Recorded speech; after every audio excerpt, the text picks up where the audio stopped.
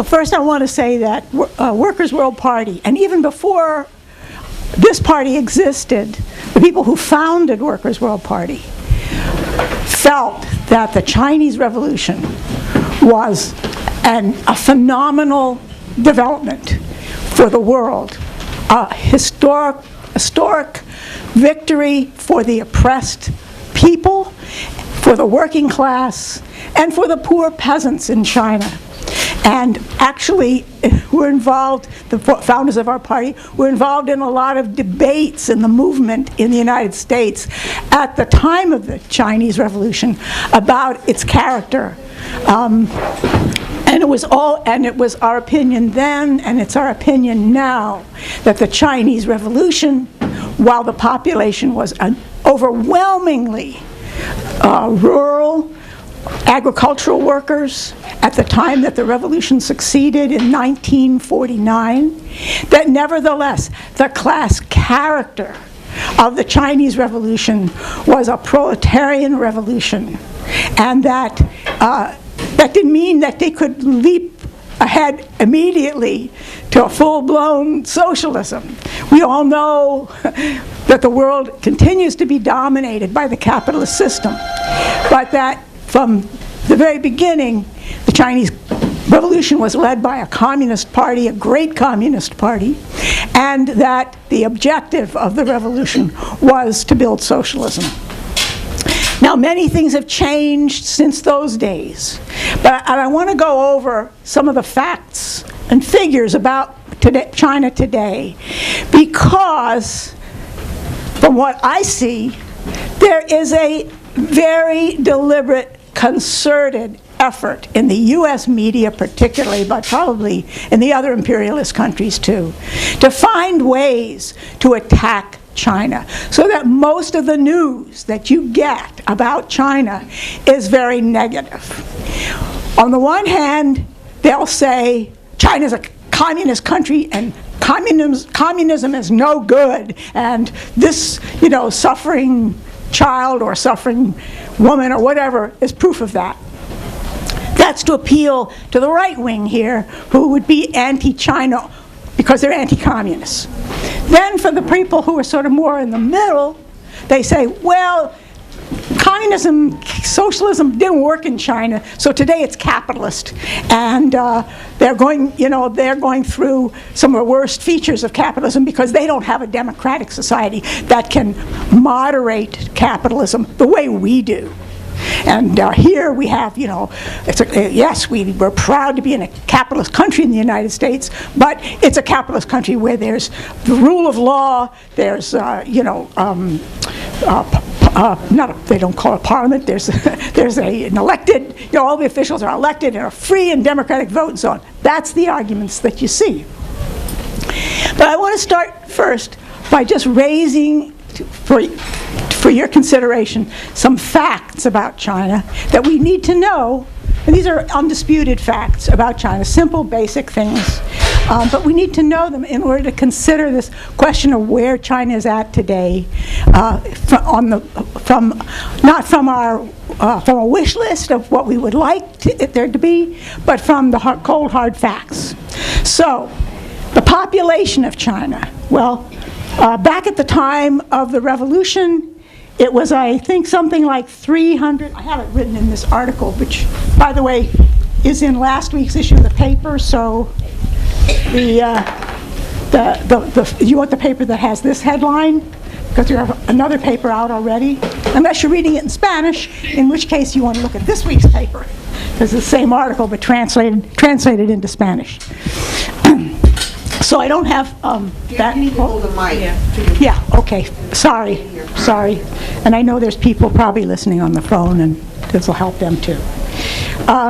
So at the time of the Chinese Revolution, the population was, I have it here,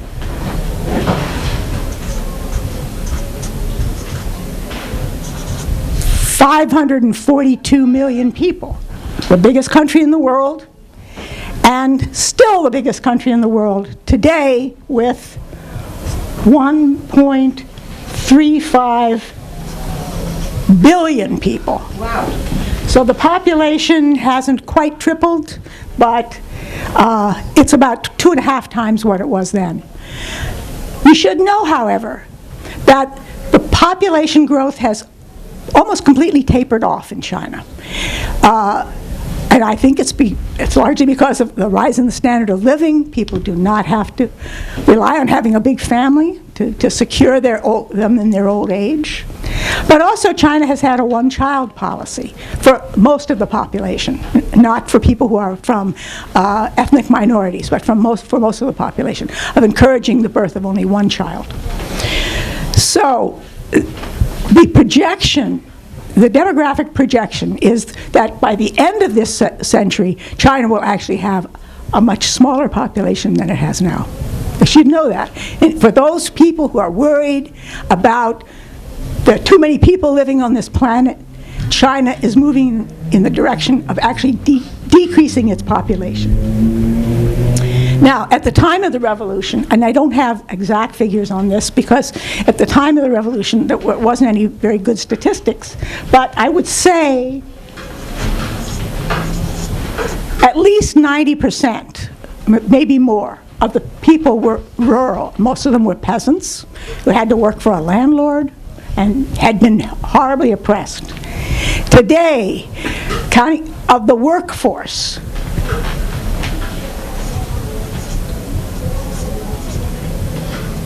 60% of the workforce is urban, meaning wage workers. Wage workers have become the largest category of the population. In Marxist terms, that's what we're saying is that relative to the rest of the population, the numerical size of the proletariat has become predominant in a country where at the time of the revolution, with the prospect of hoping to make socialism, the proletariat was very small relative to the size of the country. And it was difficult, very difficult under those conditions to try and build a socialist society because it was so underdeveloped. Now the next figures I'm going to give you are on wages in China. By the way, I had all this, I was going to hand all this to you on pieces of paper, and I created a document, and I made a big mistake today. Microsoft said, oh, upgrade to Windows 10. I thought, oh, that's good, I'll do it now. When I'm not working on the paper, I'll do it. Believe me, I have had one hell of a day, and I was not able to print that document for you. I hope by tomorrow I have it working. Windows 10 is the operating system, the new operating system, and they are giving you a free upgrade, but it comes with a lot of problems. So I don't have that piece of paper to hand out to you. But on wages, I know these figures, and they're in the article. In the last decade, the last 10 years, wages in China have gone up by 12 to 13% every year. Every year. Can you imagine if you got a wage increase of 12 or 13% every year for a decade? In fact, some articles that I saw, one was an editorial in the Times, said that factory workers' wages, blue-collar workers, they said, blue-collar workers' wages have gone up, have increased by 5 times in the last decade, 5 times what they were.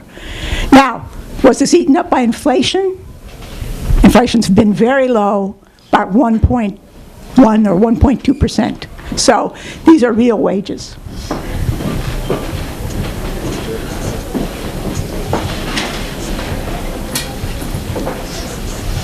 Sorry for my bad handwriting.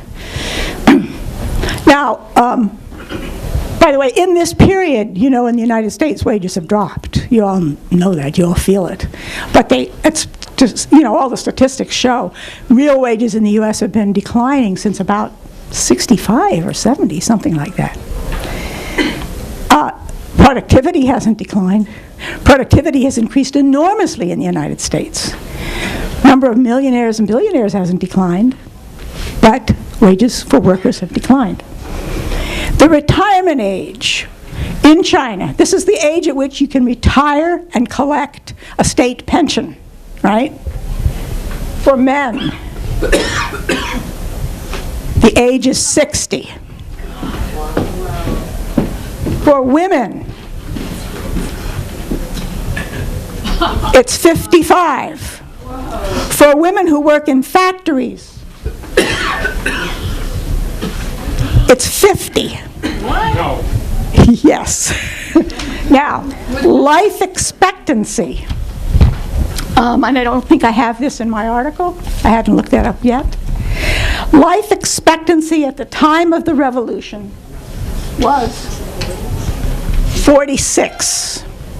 Life expectancy today is 75.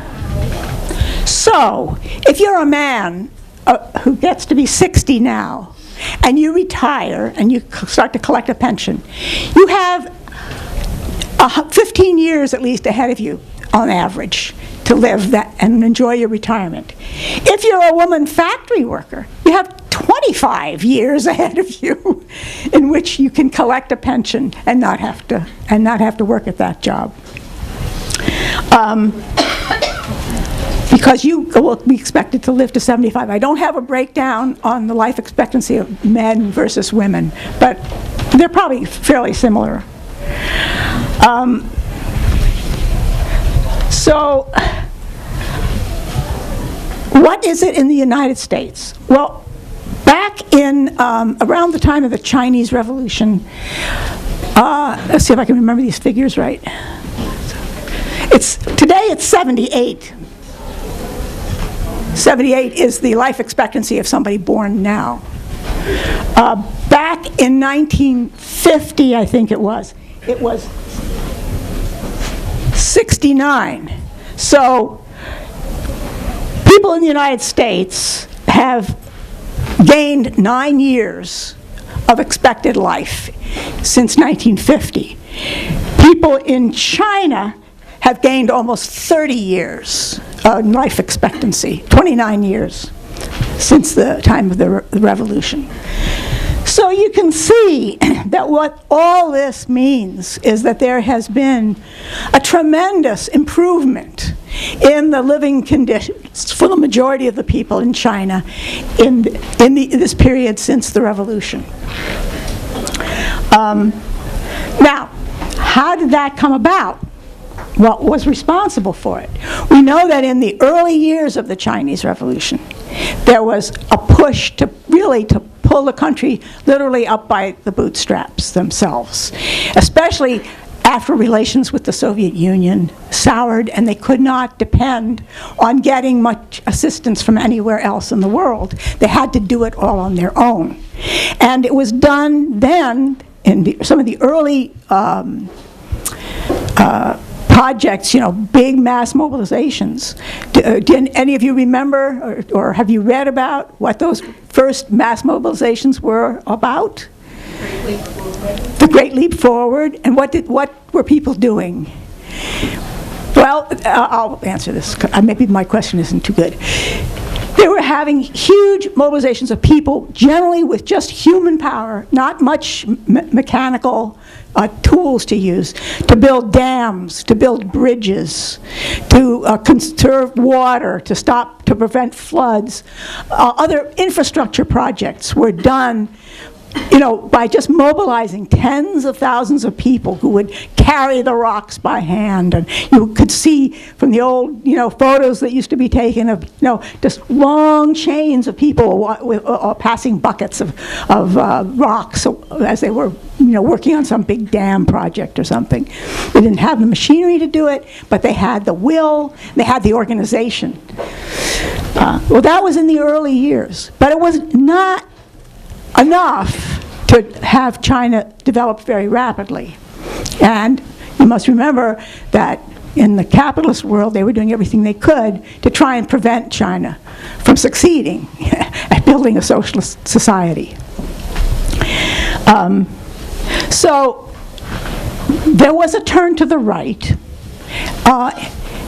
in the 70s, and the leadership within the party moved rightward, within the Communist Party of China.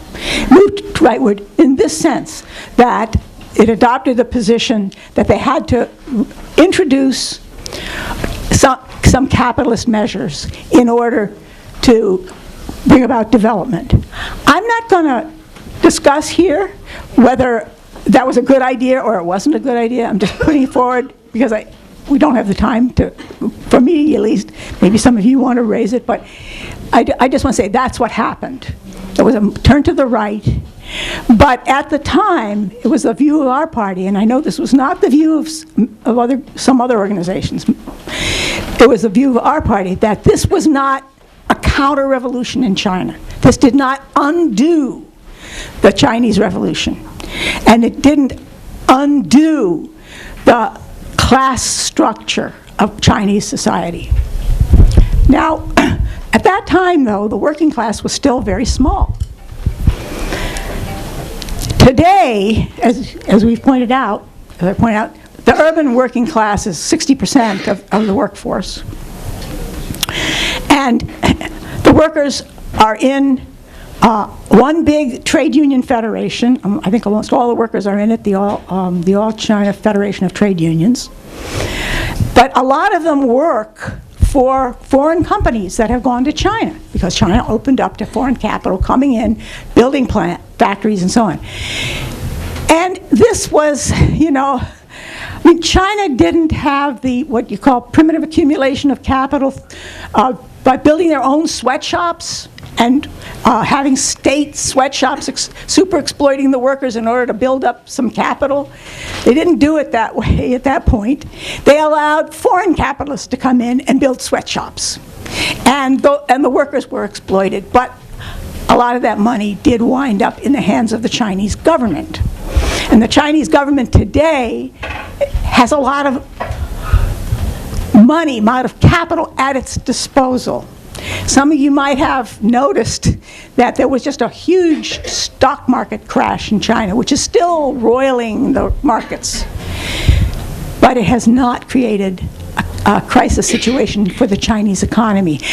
And all the commentators in the economic pages of things like The Economist and the British, I'm only talking about English language sources. I can't follow this in other languages, but in the English language business press, they will say, well, this is not going to cause a big crash for the Chinese economy. Why? Because even though there are a lot of capitalist establishments that do exploit Chinese workers, there's the whole infrastructure of China is in the hands of the state. It's state-owned. And the banks are state-owned. Not all of them. There's some private banks. But the wealth that China as a country has accumulated is mainly in the hands of the state. And they are carrying out many development plans, and have carried out many development plans, which you can see reflected in this, improvement in the standard of living of the masses. But was it just automatic? Was it just a bunch of planners who said, oh yes, we're going to raise the wages and so on? Well, if you look at it from one point of view, you can say, well, yes, they did plan this, because if you look at a chart of wages in China, it isn't like this. It's like this. It's it's planned, right? But what brought about this kind of planning is a result, I believe, of not only there being good communists in China in the party, many of them, but also the workers themselves have been struggling very hard. And as they become a larger class, the dominant class in China's population, they have been fighting even harder. So that strikes. I didn't put this number down, but last year there were something like 1,400 big strikes in China.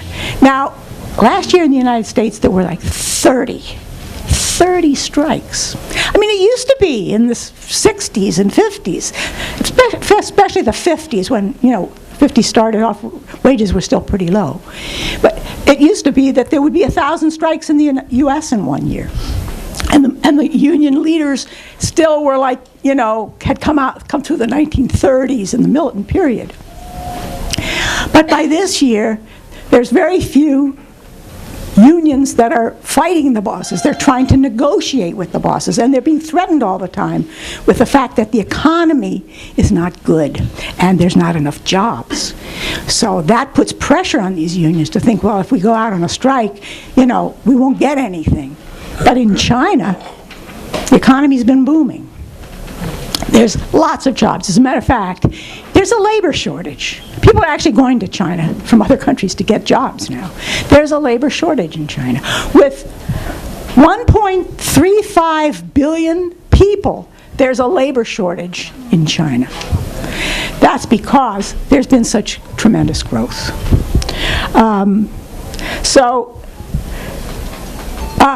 Let me ask you, have you read about any of these strikes? Have you read about any of them or seen them on TV? To some extent, right? What did you see emphasized in the media here?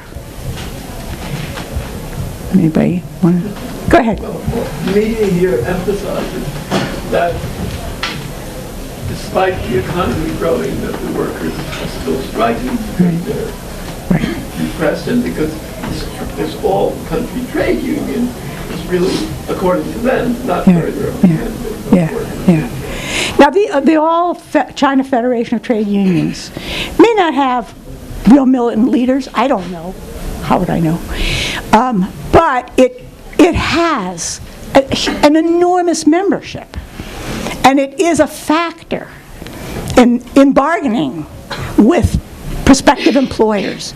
But up until not long ago, I think that the emphasis in all that bargaining was they wanted to get more technology, more investors into China. And so the demands of the workers were kind of pushed down. But that's been changing. It's been changing. We should know that. As China has become more prosperous, and as their infrastructure has developed, and they're not so dependent. Actually, first of all, wages have gone up so much that a lot of the Western imperialist businesses that had gone and invested in China are going elsewhere now. They are. They're going to Indonesia.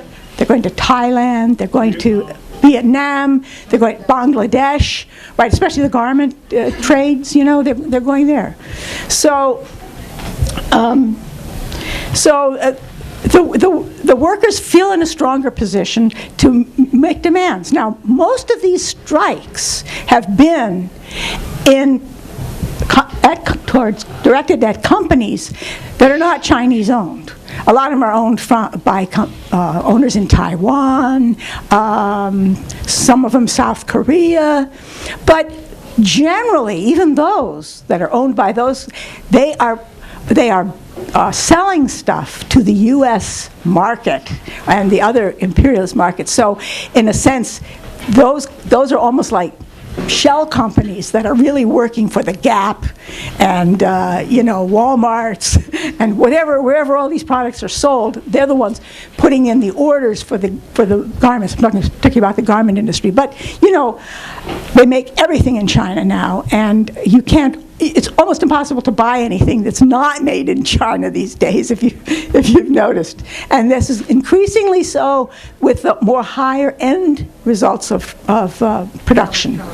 Electronics, so electronics, China's way ahead, but it's going to, even automobiles, they're going in big for making electric cars and things like that. So anyway, but my point on that was that the conditions under which the workers are struggling have won a lot, and that may also have fueled what seems to be a little bit of a more left-wing turn in the top party leadership, so that the guy who's the leader now, Xi Jinping, has been going after officials who are corrupted. And what does that mean? It means that the people who have the money are trying to buy the politics. You know, over here, you know, when there's a corruption scandal, they always go after the politicians, but not the people who gave them the money that corrupted them. But in China, they're going after some of the people who are making the bribes, big time. Now, I don't want to paint anything up like it's a heaven on earth or anything like that. But really what I wanted to come out of all this is to have a longer view on China, its place in the world today, where things are going. Because there's been a general demoralization, especially since the downfall of the Soviet Union, that, well, socialism isn't the future anymore. But I think that actually China helps to show very strongly that socialism is the future, even if it's been diluted. But what gives China its dynamism, and it's dynamic like no other country in the world, is that it's got a planned economy. The basic economy is a planned economy. So if they want to build a new city, you know, listen to this.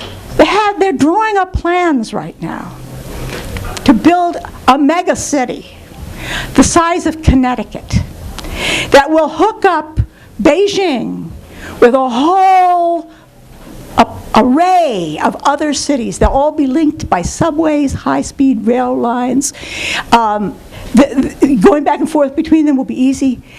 And you know how many people are going to live there? And they're all new houses, going to be all new housing, all new everything. 180 million people are going to live in this mega city. 180 million. That's more than half the population. I mean, yeah, more than half the population of the United States. It's going to live in a brand new, what they call mega city. It's really a cluster of cities with open space in between and all that, but that are all hooked together in various ways. Now here, we have so many infrastructure problems right now. New Orleans was, you know, showed that up in the most horrible, tragic way. Falling bridges, highways, train crashes, the subways in New York City, the tunnels that need to be built under the Hudson River to get the trains in and out. All this, these are huge problems, obstructed by what? Not just political fighting, which is always brought to people's attention. It's not just that. It's that behind the political fighting are competing capitalist interests. That's what the political fighting is all about. You know, when you take a city like New York, you've got the Tisch interests, you've got the other big landlords, you've got the different banking groups, you've got the Wall Street. They all are fighting all the time. They all have their sets of lawyers and so forth to figure out how to get a bigger slice of the pie for themselves.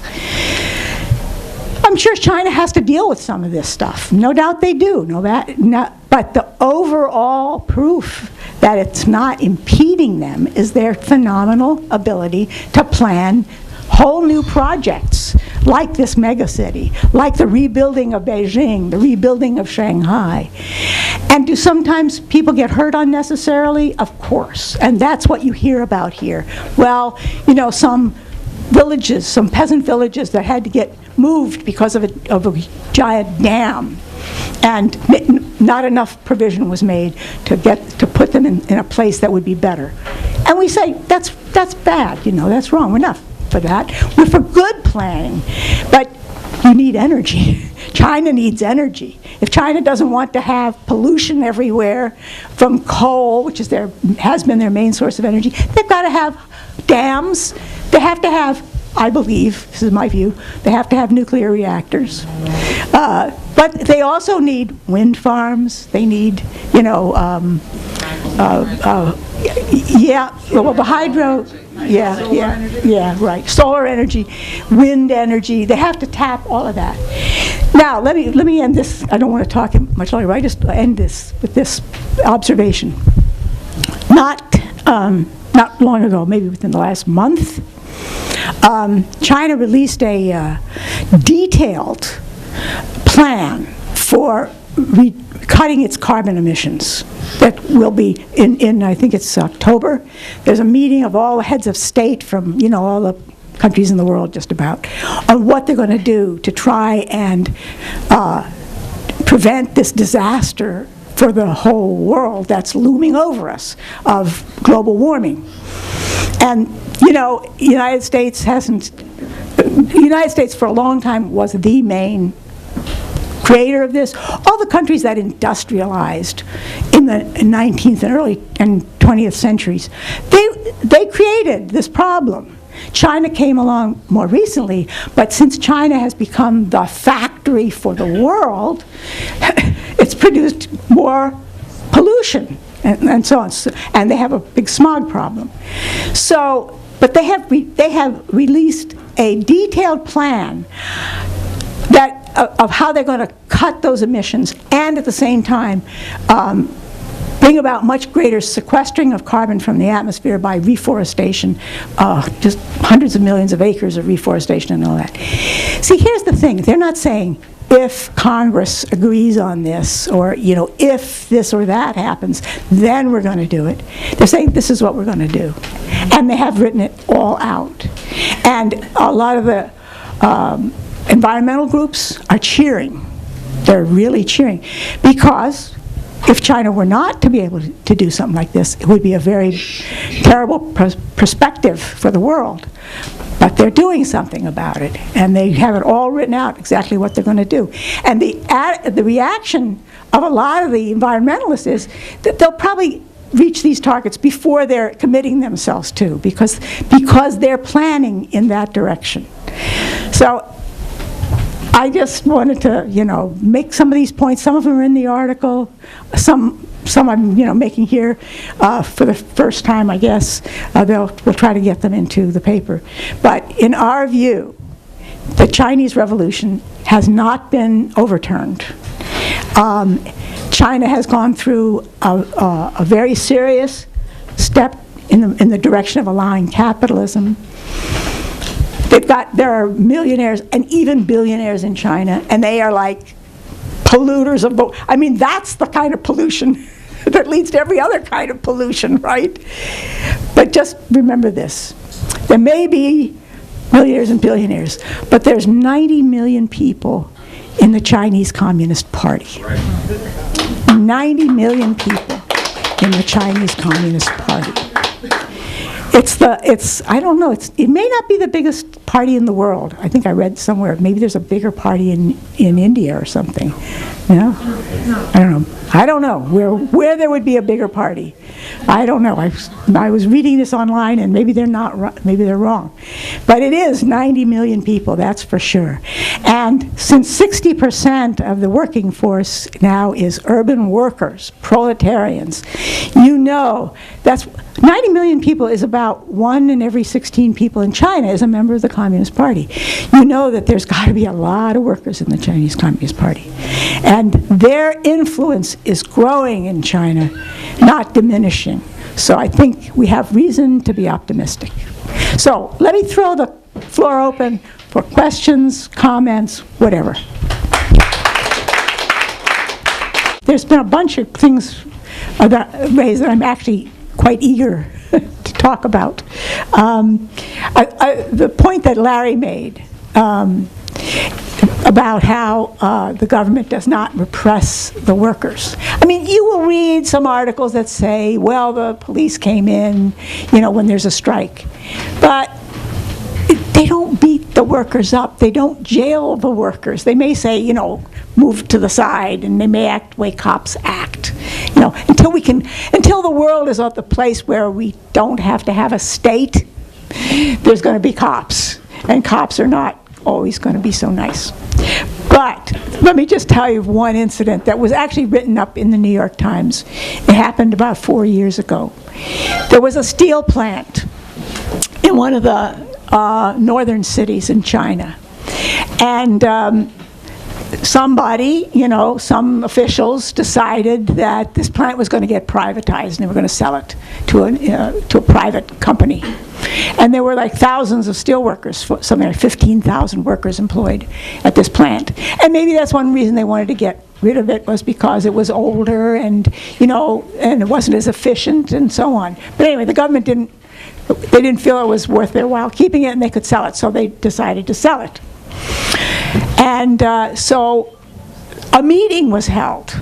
The workers were called to a meeting where the manager of the new company told them at the meeting, we've bought this plant, you're going to be all laid off. The layoffs are going to start in a couple of weeks. So you know what happened? They killed him. They rebelled, and they beat him to death. And then what happened? Were they arrested? Were they charged with murder? Nothing happened. Nobody was charged with anything. The government announced immediately that it had all been a mistake and that this plant was never going to be privatized. Wait, but there was one other point I wanted to make on this. Shoot.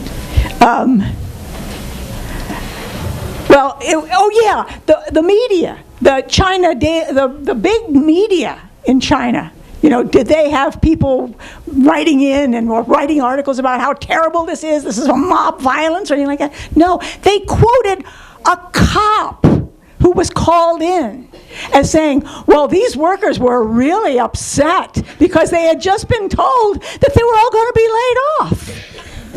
So that's how it got handled, which is very encouraging. And it also shows why the workers more and more feel their power and are pressing against companies like Foxconn, which is one of the worst exploiters.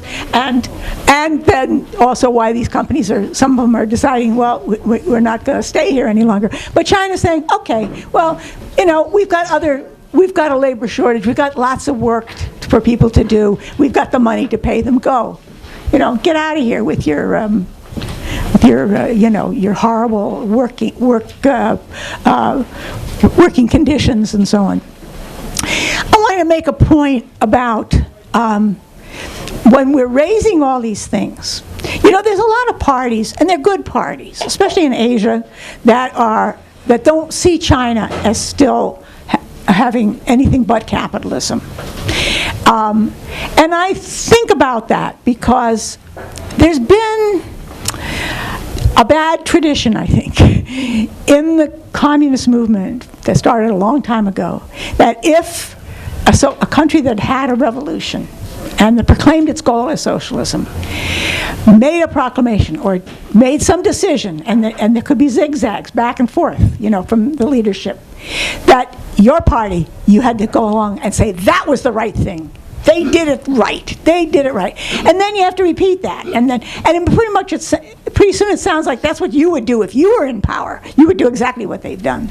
Well, we're not saying that here in the United States, any party that's for socialism has to say, oh, we've got to have the market. We've got to have millionaires. We've got to have billionaires. China has its own conditions. There are conditions that were horribly severe, very difficult. Part of the reason there was a revolution was because things were so needing change, because it was so terrible and underdeveloped and everything. So they've been fighting ever since to pull themselves up out of that. And they fought for a long time in a way that communists everywhere would say, yes, yes, yes, we want solidarity, we want equality, we don't want the exploiters, to have any rights. We want the people, the masses. But then they changed. Then their party made a decision, and it was based, we know, on their material circumstances. But we don't have to endorse that for our view of how you build the movement, how you build the struggle for socialism, that we don't have to go around and talk about, yes, you know, we'll have a place for the millionaires in our society. No, there will be no place for millionaires in our society.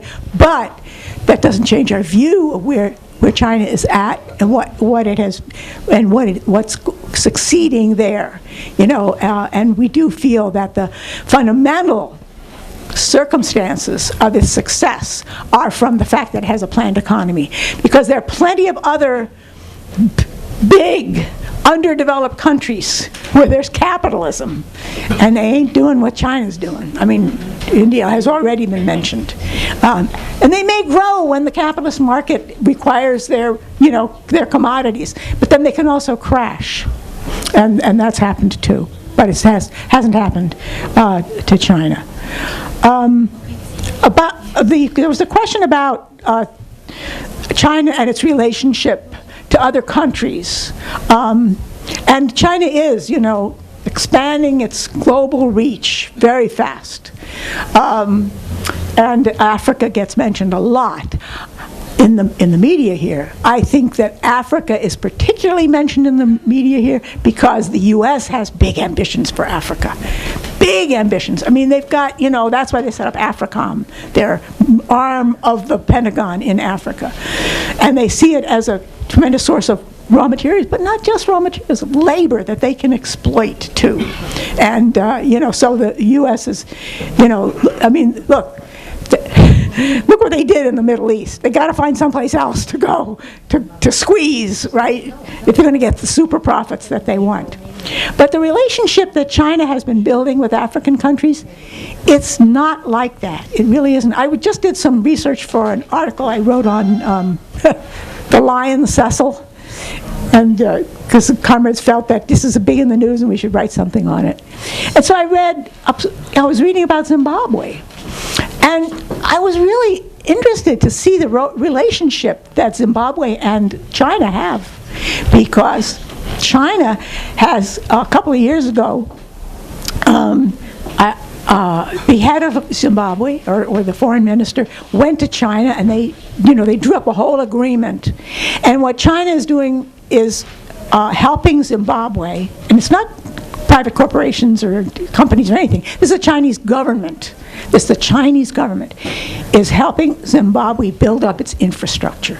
Now, are they doing it on a free basis? Is it, you know, a big, developed, wealthy, socialist country helping poorer countries the way we would want to be able to do? If we had the power in this country, we could afford to help the whole world and do it for nothing, you know, just help them out because this is such a developed country. But then it's not. It's on a cash, I wouldn't say cash basis, but it's on the thing that they're making them a loan. And the Zimbabwe government is very happy to get the loan because there aren't the kind of strings attached to it in terms of opening up their markets for, you know, like they do with the U.S. companies. And it's a lower interest rate than they can get from the capitalist countries. So they're very happy to have this relationship.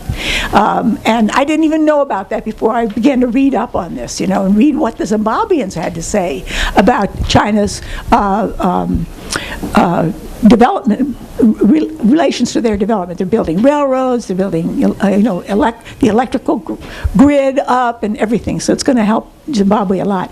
And I think in general, you could say that. Now, there's been stories that I've seen about the Chinese going into Africa. I don't know if this is Chinese business people or if it's the Chinese government. I mean, there's a difference, you know. There could be a capitalist gets rich in China, decides to go and set up a business in an African country. And it's all lumped together in the way you read about it. So I don't really know. But I think that the agreements that have been reached between China, say, and Ecuador, China and Zimbabwe, these are agreements that will help infrastructure development in countries that just need that leg up in order to get development and be able to produce and be part of the world market in a good sense, because no country can stand on their own in the modern world. It's impossible, especially smaller countries. Somebody asked about young people in China.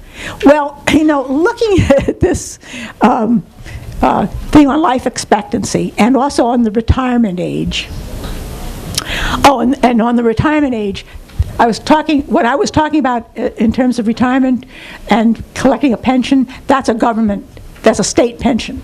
There may be that companies offer an additional pension to supplement the state pension, and I don't know how big the state pension is, and probably people need to have some money put aside, but savings rates are very high in China. Yes, very high. The people have saved a lot towards things like, when you get older and you have to live on a state pension, which will be not as much as your salary. But when you look at that and you see how young people are retiring, that means that the majority of the workers are young. They're people between 20 and 50, the majority of them. And they are fueling this, militant drive by the workers. And it is a class struggle in China. There's no question about it. And the class struggle is open, you see. That's to the advantage of the workers, rather than have what I think it was either Bill or Steve raised about what had happened in the Soviet Union, where something like 30% of the production was under the table for private gain. It wasn't helping the state economy. It was in state-owned industries.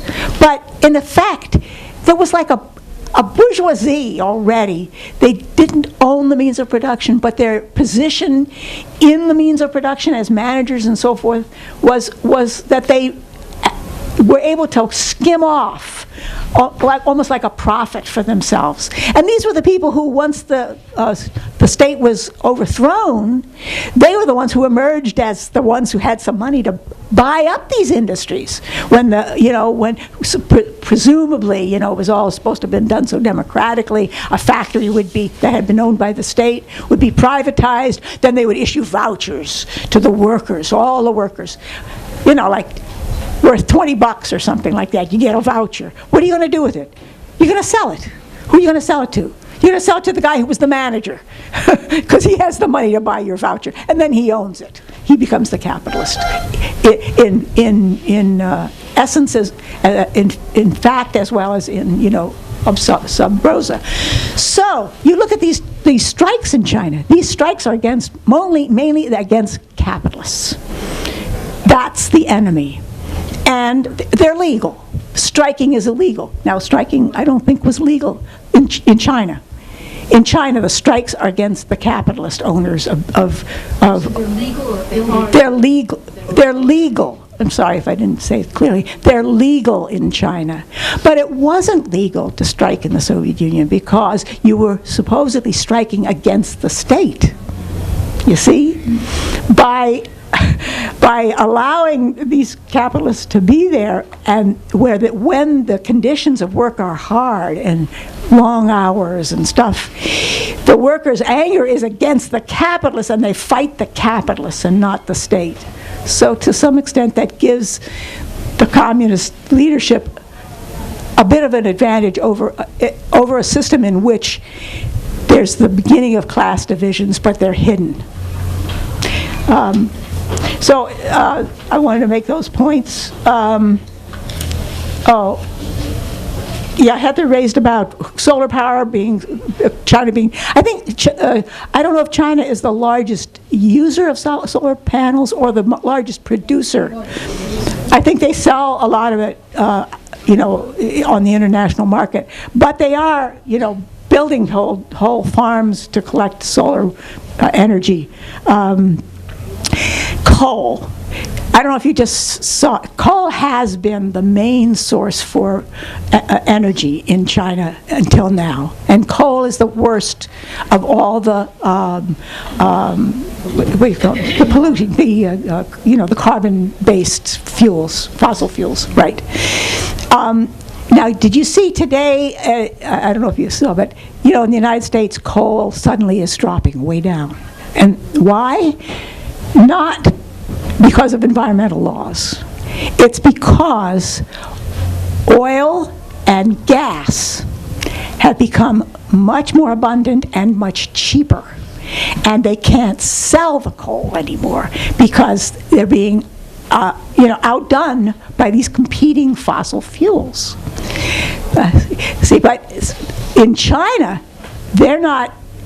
it's not just, they want to phase out coal, but they want to phase out coal because of the environmental effect, because they don't have a lot of oil, and they don't have a lot of natural gas.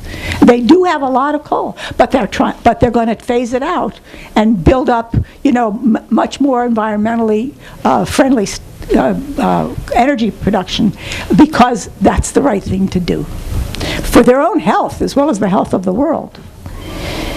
Let's see.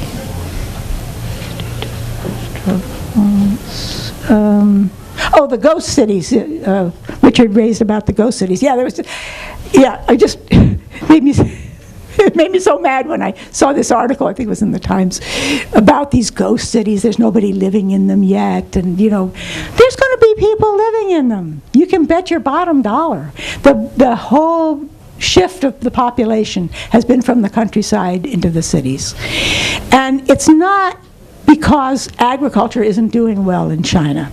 Agriculture is doing very well, and productivity, agricultural production per acre is very high in China, even though it's more labor intensive than here. But still, they produce more food than any other country in the world, and they consume more food than any other country in the world because they're big, they have a huge population.